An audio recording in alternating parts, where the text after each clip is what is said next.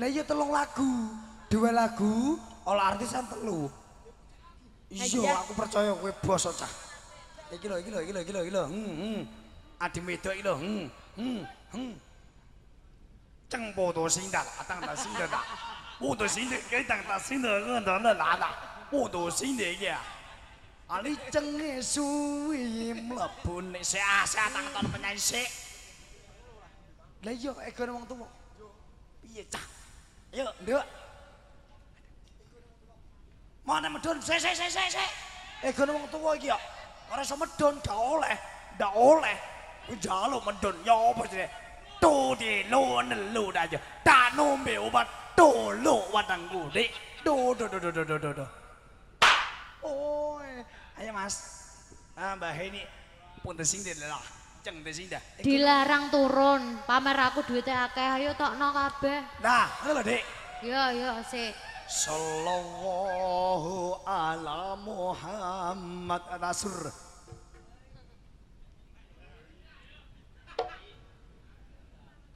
Ki pira?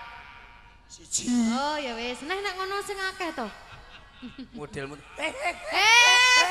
Piye rek? Kok iso bohong? Kamu membohongiku berdosa. Ya Dok, yang punya ego nih wong dewa. Mas Santo urung blas pimpindo tok.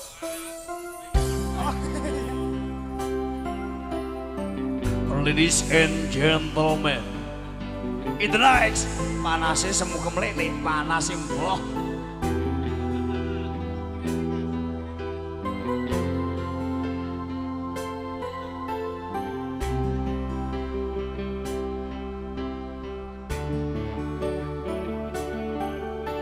Dul, tenanan kok ora Dul? Tenanan ora?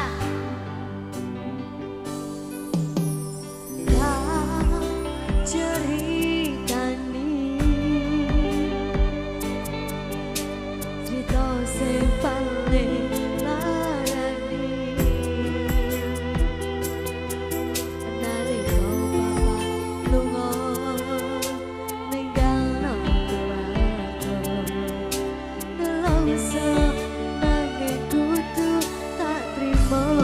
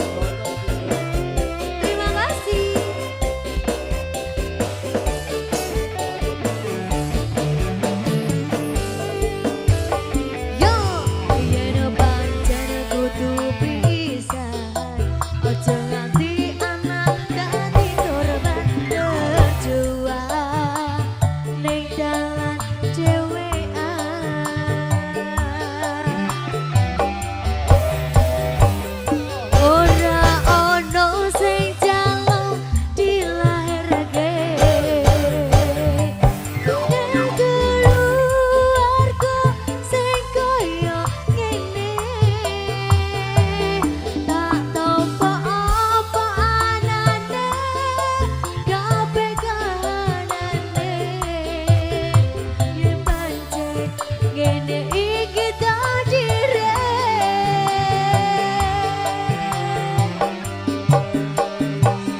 kudu iso kuat kalungane bergerak disangka wong tuane kudu iso ngadeg dhewe ra ono cekelane kene men anak sing rusak omahe itu Jen oke ayo nyawe hei ayo bagus baik yo ngono sing akeh dhuwit nggo apa iya dhuwit nggo apa iya yen pancen kudu bisa aja nganti anak dadi korban tua Aso. tinggal dhewean Ayo dok, ayo dok, ayo. ora ono Zo, zo, zo, asur.